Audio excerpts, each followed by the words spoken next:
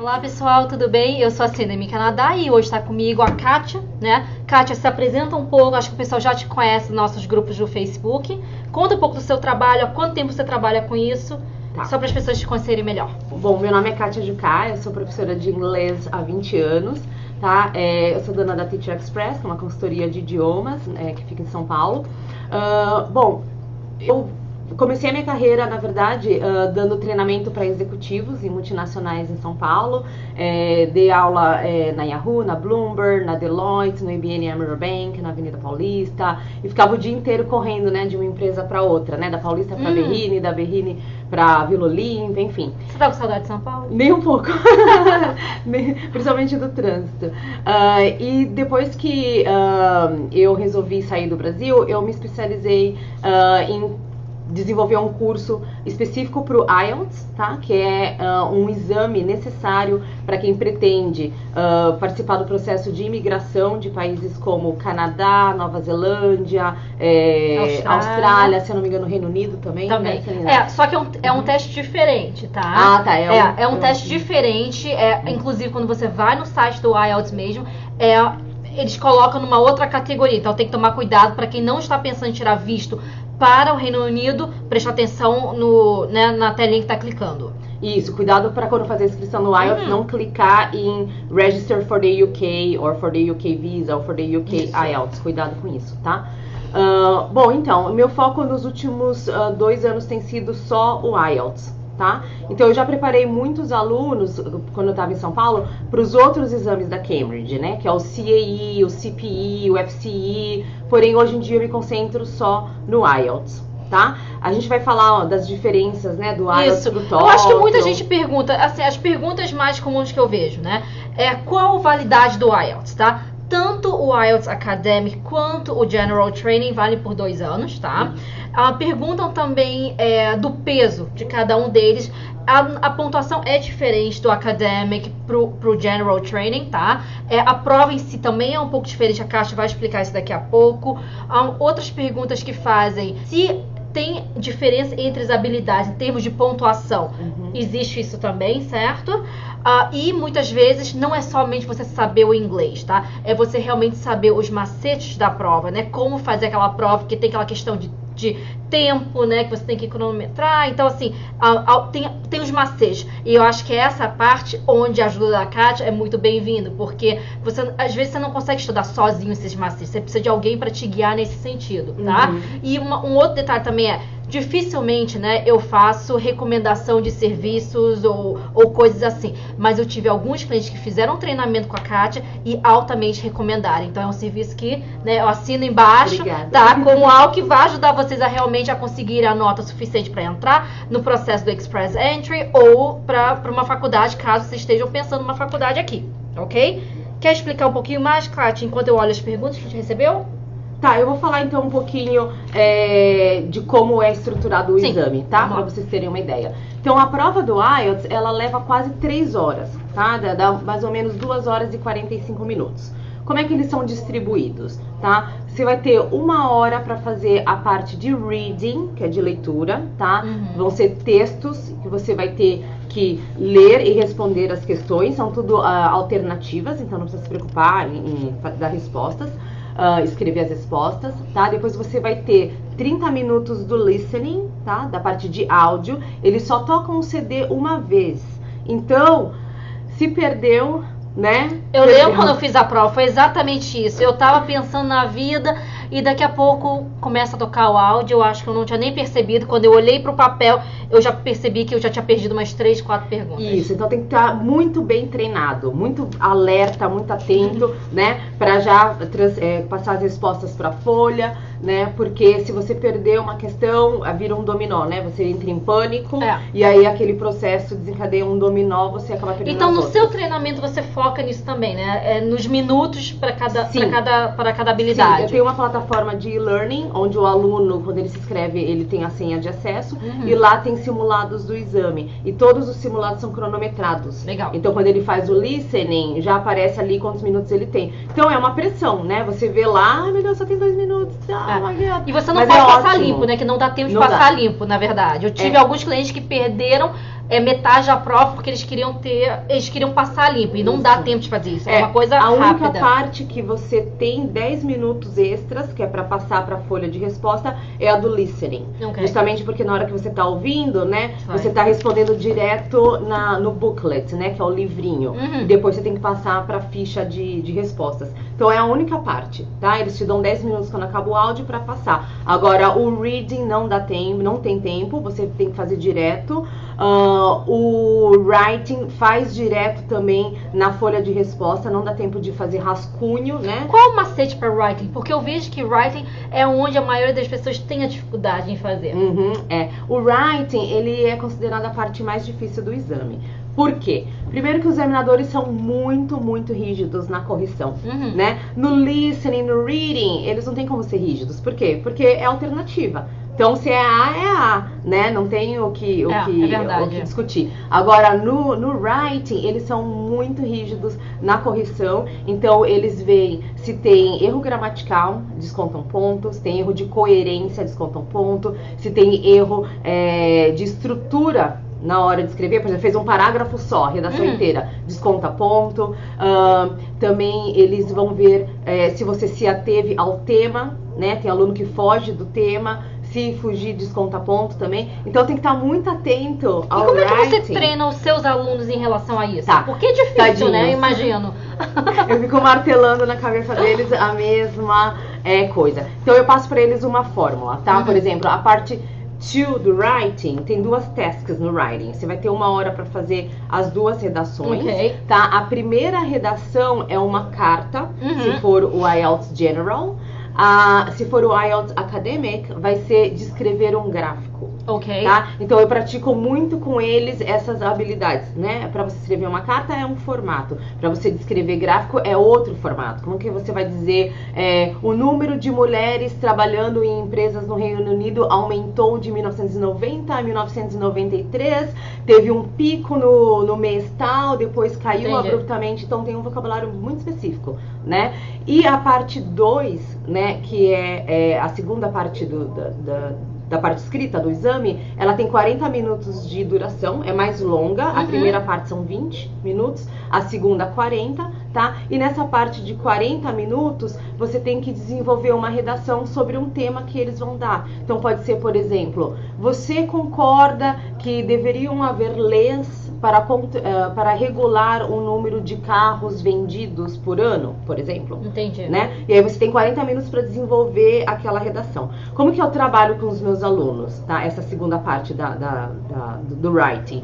Eles vão lá na minha plataforma de e-learning, fazem a redação, eles têm lá o tempo, né? Então, se eles não conseguirem, se eles estão lá fazendo, né? E aí acabou o tempo, a plataforma fecha e eu vou receber daquele jeito. Entendi. Porque, na verdade, dessa forma, eles não estão cheating, né? Eles estão realmente seguindo o padrão da prova, que é muito importante, que eu acho que é a dificuldade das pessoas, é você saber controlar o seu tempo. Exatamente. E fazer. Não adianta em casa você estar estudando sozinho, você levar 1h30 para fazer uma redação, sendo que lá no dia do exame você só vai ter os 40 minutos. É verdade. Né? Então você tem que... time management, gerenciamento do tempo pro IELTS é fundamental, tá? Então eles fazem a redação, eu recebo, e aí na aula de coaching, que é uma sessão assim, via videoconferência, eu mostro pra eles o que eles erraram, o que eles acertaram na redação e dou dicas de como melhorar. E aí eu martelo muito a fórmula na cabeça deles. Qual que é a fórmula? Da Task 2, tá, gente? Lembrando que eu tô falando da Task 2. A fórmula é a seguinte: do primeiro parágrafo, vocês vão ter que fazer a introduction, a introdução. Como é que faz uma introdução? Você vai parafrasear o tema, tá? O que é parafrasear? Você vai praticamente copiar o tema, só mudar algumas palavras, e você vai dar a sua opinião, tá? Então, se o tema é sobre leis para vender carros, né? Você deveria restringir o número de carros, então você vai escrever assim: ultimamente tem sido muito discutido se devem criar leis ou não para limitar o número de carros, enfim. Você vai dar um jeito de introduzir aquela frase do tema no primeiro parágrafo, isso se chama parafrasear, e você vai dar a sua opinião, tá? Particularmente, eu não acredito que essa é uma boa ideia, ou eu acredito que isso é extremamente necessário. Por quê? Você dando já essa informação no primeiro parágrafo, o leitor já vai saber o que esperar do resto da sua redação. Entendi. Então aí no segundo parágrafo você vai dar razões para apoiar, apoiar a sua opinião. No terceiro você vai dar exemplos que você conhece, onde implementaram leis e deu certo ou não deu certo. E no último você vai fazer a conclusão. É toda uma questão de lógica, da maneira como você vai escrever, até para a pessoa que está corrigindo a prova entender, né? Isso, exatamente. Ok. Tá? Você sente que provas corrigidas no Brasil, tá? Você acha que elas têm mais flexibilidade que as provas feitas aqui no Canadá, por exemplo? Não, eu não acho. Você não acha? Eu não acho. Pelo examinador ser brasileiro, você diz? Eu digo assim, vamos dizer, de repente pelo nível de inglês das pessoas que estão no Brasil, não está no nível tão avançado quanto as pessoas que já estão vivendo no Canadá ou em algum país onde, né, se utiliza o inglês diariamente. Você acha que o examinador ele é mais rígido aqui enquanto a isso ou não? Não, eu não acho que há diferença. Você acha que não? Nem pro speaking? Não, não acho, não. Porque aqui tem muitos asiáticos que fazem o exame. É verdade. Que não tem um bom speaking, tem uma boa gramática e não tem um bom speaking. Tem muitas pessoas também de países árabes, né, que tem a mesma dificuldade. Que Indiana também. Isso, indianos. Então eles acabam sendo até, acho, mais flexíveis aqui, né? Eu percebi que no Brasil, quando você faz o IELTS, o speaking é feito no outro dia, né? Você tem que voltar 2 vezes. Isso. Aqui não, aqui é feito num dia só. Exatamente. Né? A gente fica lá esperando, sai, almoço, volta e continua esperando e vai fazer a prova. Mas é feito num dia só. Que na verdade eu acho que eu prefiro, sabia? Em vez de sofrer por 2 dias, eu sofro num dia só e resolvo, exatamente, né? Legal. Vamos lá, eu acho que foi uma das perguntas que a gente recebeu aqui, onde você acha que os alunos mais falham e se eles não conseguem atingir a nota exigida, quanto tempo pode voltar a fazer uma segunda prova?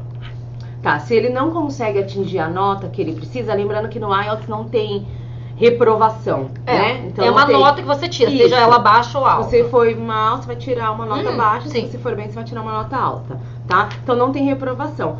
Se você não tirou a nota que você precisa para entrar no college dos seus sonhos ou para aplicar para o processo de imigração, não tem motivo para pânico, não precisa chorar, não precisa se descabelar. Você vai lá no site do IELTS e marca o exame novamente. Tá? O problema é só pagar de novo, Exatamente, né? Vai doer no bolso e na autoestima, né? Porque sempre dá uma baqueadinha, né? Mas aí você estuda firmemente, com disciplina, né? Com mais garra até a data do exame. Eu tenho vários alunos que não passaram na primeira tentativa e aí começaram a chorar e eu falei, não chora. Vai lá agora, remarca enquanto você tá aquecido, tá quente, né? Verdade. E já faz de novo, né? Não dá, porque se você fala, não, eu vou dar um tempo pra me recuperar, você não vai fazer, você vai criar um trauma, né? Você vai ficar triste, vai ficar melancólico e não vai mais fazer. Então já remarca e faz. E aí todos os alunos que remarcaram passaram. Tá? Ótimo. O IELTS Academic, tá? Só para afirmar isso. Somente para fins acadêmicos, tá? Não vai servir para fins de imigração, mesmo que seja uma prova mais difícil do que o IELTS General Training. A mesma coisa, o General Training só serve para fins de imigração, tá? 99,9% das faculdades não vão aceitar o seu General. Porém, tem algumas faculdades que são private, tá? Você não vai estar fazendo um programa de degree, tá? De repente você faz um diploma, coisa bem mais simples. Eles precisam só testar sua proficiência. Talvez aceitem, mas não para uma faculdade onde você tem a pretensão de estudar, receber o diploma, PGWP, né? E tudo mais, tá? Então é diferente, ok? Só pra gente lembrar disso. Uma outra pergunta. Quando as pessoas fazem consulta, muitas vezes, eles falam, Celina, eu tenho básico de inglês, eu já estou estudando para o IELTS.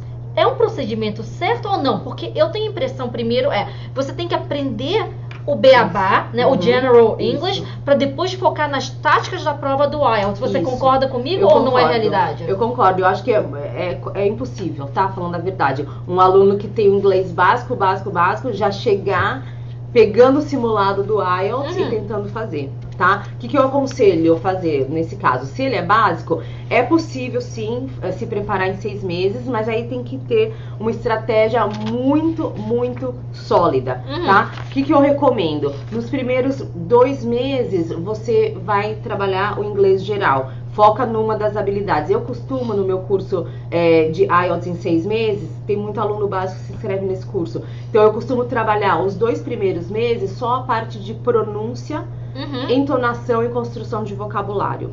Tá? Então, só pronúncia, como falar as frases emendando uma palavra na outra, fazer a entonação correta, né? E construir o vocabulário. Aí depois, 2 meses só gramática, aí os coitadinhos sofrem. Porque gramática às vezes é a parte mais chata, né?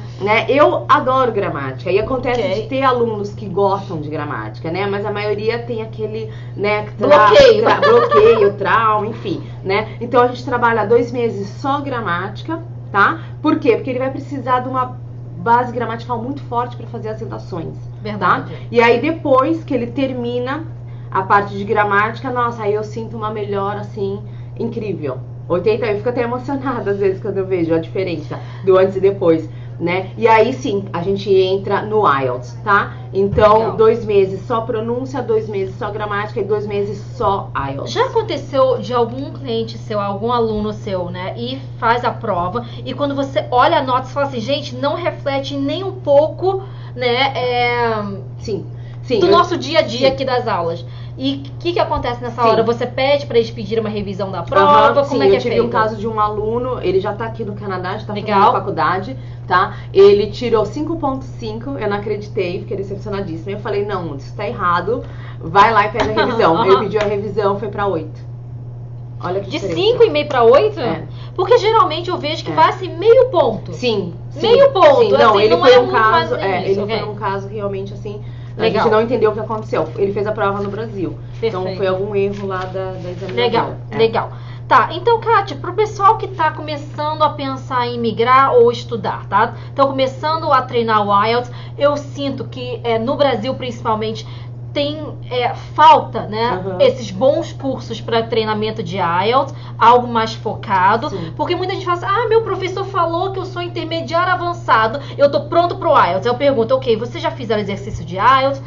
Não, seu professor sabe o que ele tá falando? Porque essa também é a minha preocupação, né? Você saber o inglês é uma coisa, mas você saber a tática da prova é outra. Então, tem casos de alunos avançados, ou até mesmo professores de inglês, né? Que pensaram, eu sou avançado, tranquilo, eu vou lá, faço e pronto, né? E aí, quando receberam o resultado, tomaram um susto porque tiraram uma nota baixa. Entendi. Tá? Por quê? Porque o formato do exame, ele é bem peculiar. Tá? Então é importante estar familiarizado com o formato do exame. Não adianta só ter um bom inglês, né, se não praticar os simulados e enfim, se dedicar durante um tempo para se acostumar com o formato do exame e com o pouco tempo que eles dão para cada parte, tá? Para cada habilidade. Legal, só pra gente ter uma ideia, pessoas que têm básico no inglês, tá? Quanto tempo você acha que eles precisam para chegar no IELTS CLB 7, por exemplo, que é 6.0 por habilidade? Isso. Quanto tempo você acha que vai levar para chegar? Então, no mínimo 6 meses. No mínimo 6 meses. Isso. Tá.